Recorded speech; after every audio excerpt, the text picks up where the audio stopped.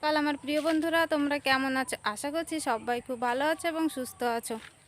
তোমাদের আশীর্বাদ আর ভালোবাসায় আমরাও খুব ভালো আছি। আমার এই ব্লগটা যে যেখান থেকেই দেখছো না কেন, সবাইকে ভালোবাসা জানিয়ে আজকে আবার একটা নতুন ব্লগ শুরু করছি। আর আজকের ব্লগটা এখান থেকে শুরু করছি। সকালবেলা ঘুম থেকে উঠে সমস্ত কাজবাজ করে নিয়েছি।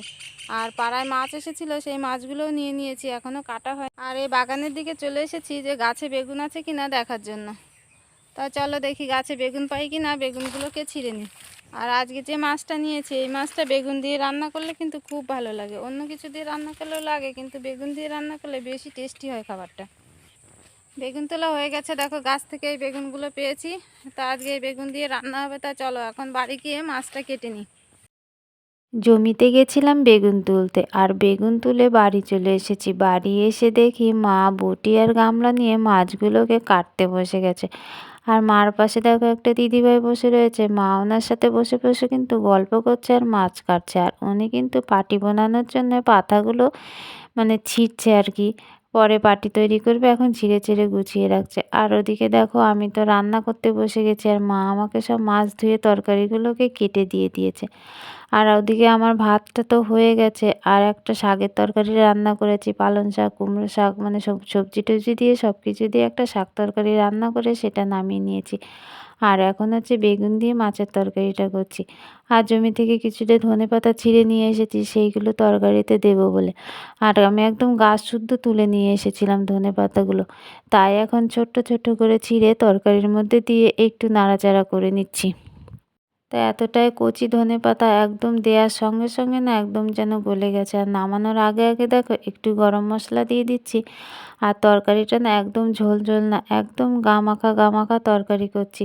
তাও গরম মশলা দেওয়ার পরে একটু নাড়াচাড়া করে নিলাম। আর এখন আমি কিন্তু তরকারিটা নামিয়ে নিচ্ছি। আর কি বলো তো, আলু বেগুন দিয়ে একই তরকারি কিন্তু দুরকম করে করেছি। একটা তরকারিতে পেঁয়াজ রসুন দিয়ে করেছি, আর একটা তরকারি কিন্তু পেঁয়াজ রসুন ছাড়াই করেছি। কারণ একজন পেঁয়াজ রসুন খায় আর একজন হচ্ছে পেঁয়াজ রসুন খায় না, সেই জন্য হচ্ছে দুরকম করা হয়েছে। সব রকম রান্নাবান্না কমপ্লিট হয়ে গেছে। দেখো আমি সব কিছু ঘরে নিয়ে এসেছি। আর এখানে দেখো হাঁড়িতে রয়েছে সাদা ভাত, একদম সরু চালের। আর এই গামলাটায় রয়েছে একটা তরকারি, মাছের তরকারি, ওটা পেঁয়াজ রসুন দিয়ে করা। আর তার পাশে রয়েছে একটা শাকের তরকারি, নানান রকম সবজি আর শাক দিয়ে করেছি। আর এই গামলায় রয়েছে দেখো একদম পেঁয়াজ ছাড়া তরকারি। আর এখানে রয়েছে আমার ছেলের মাছের ঝোল। তা ওদিকে তো দেখিয়ে দিলাম তোমাদের কি রান্নাবান্না করেছি। আর হচ্ছে খাওয়া দাওয়াও কমপ্লিট হয়ে গেছে। আর আমাদের বাড়িতে কে কে এসেছে বলো তো? আমার একটা কাকা এসেছে আর একটা কাকিমা এসেছে।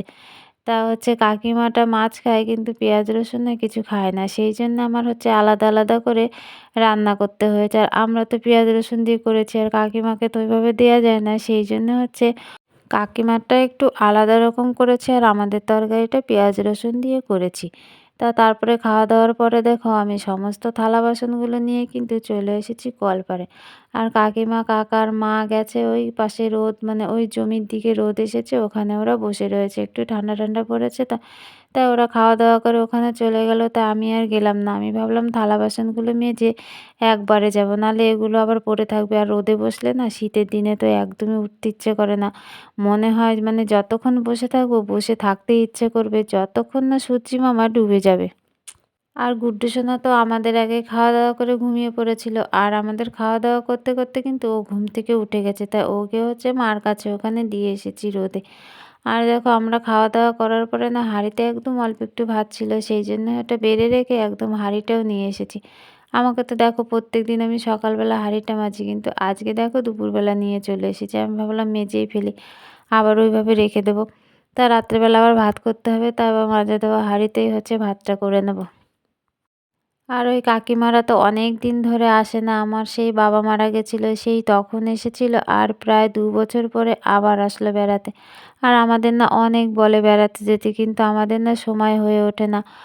আর মা তো একা একা যেতে পারে না, আর মা যদি যায় তাহলে মার সঙ্গে কিন্তু আমাকেও যেতে হবে। আর আমার এই ছোট বাচ্চা নিয়ে আমার ভালো লাগে না যেতে, কারণ দুটো দুটো ট্রেন পাল্টাতে হয়, তারপরে খুবই অসুবিধা হয়। আর ওদিকে ট্রেনগুলোতে প্রচণ্ড ভিড় হয়, আমরা যে ট্রেনগুলোতে যাই অতটা কিন্তু ভিড় হয় না, আর ওদিকে খুব ভিড় হয়, নামা ওঠা খুব অসুবিধা।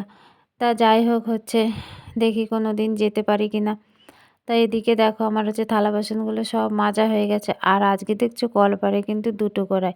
ওই যে ২ রকম তরকারি হয়েছে, একটা পেঁয়াজ রসুন দিয়ে আর একটা পেঁয়াজ রসুন ছাড়া, সেই জন্য হচ্ছে ২ টো কড়াই নামাতে হলো।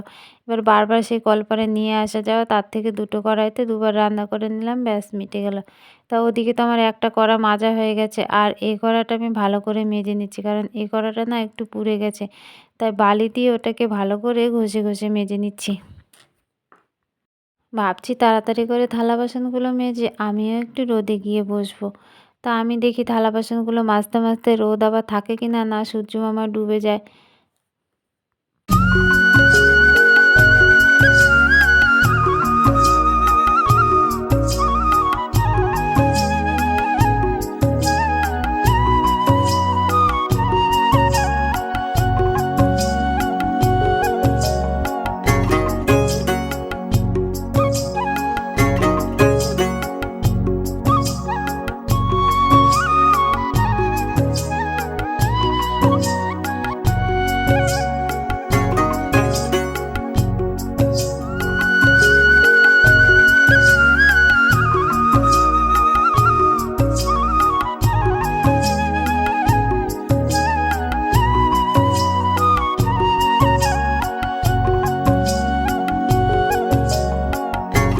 ওদিকে তো আমার সব থালা বাসনগুলো মাজা কমপ্লিট হয়ে গেছে, আর ওগুলো রেখে আমি তাড়াতাড়ি করে চলে এসেছি রোদে।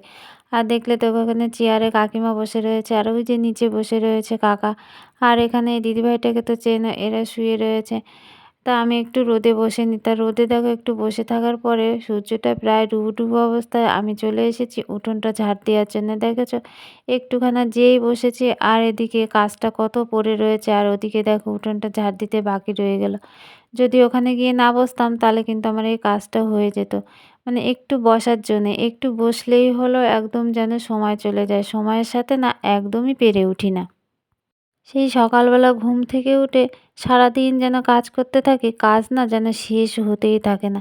তা দেখো ওইদিকে কিন্তু আমার উঠোনটা ঝাড় দেওয়া হয়ে গেছে, আর এদিকে আমি চলে এসেছি কলের পাড়টা। দেখো কলের পাড়টা না একটু অন্ধকার অন্ধকার মতো হয়ে গেছে, আর একটু সূর্যের আলো দেখো আমাদের ঘরের এদিকটায় পড়েছে। তাই এদিকে এখন আমি ঝাড় দিয়ে নিচ্ছি, আর ওদিকে তো পুরোটা ঝাড় দেওয়া হয়ে গেছে। তা দেখো কলপাটটা ঝাড় দিয়ে আমি চলে এসেছি এই রান্নাঘরের দিকটা ঝাড় দিতে। আর কিন্তু বেশ একটু অন্ধকার অন্ধকার মতো হয়ে গেছে। এমনিতেই তো হচ্ছে সূর্য মামা মাথার উপরে আসলে পরে আমাদের বাড়ি অন্ধকার অন্ধকার হয়ে যায়, কারণ আমাদের বাড়ির মধ্যে তো একটুও রোদ লাগে না। যা রোদ লাগার সব ওই মাঠের দিকে রোদ লাগে। আর আজকে না ভেবেছিলাম বিকেলে কাজকর্ম করে একটু জমির দিকে যাব, কিন্তু কি বলো তো বাড়িতে না আত্মীয় স্বজন আসলে না কোনো কাজই যেন হয় না। এবার তাদের আদর যত্ন করতেও তো একটা টাইম লাগে, রান্নাবান্না তাদের খেতে টেতে দেওয়া, সেইগুলো করতে করতে না দেখো সূর্যি মামা অস্ত্র চলে গেল।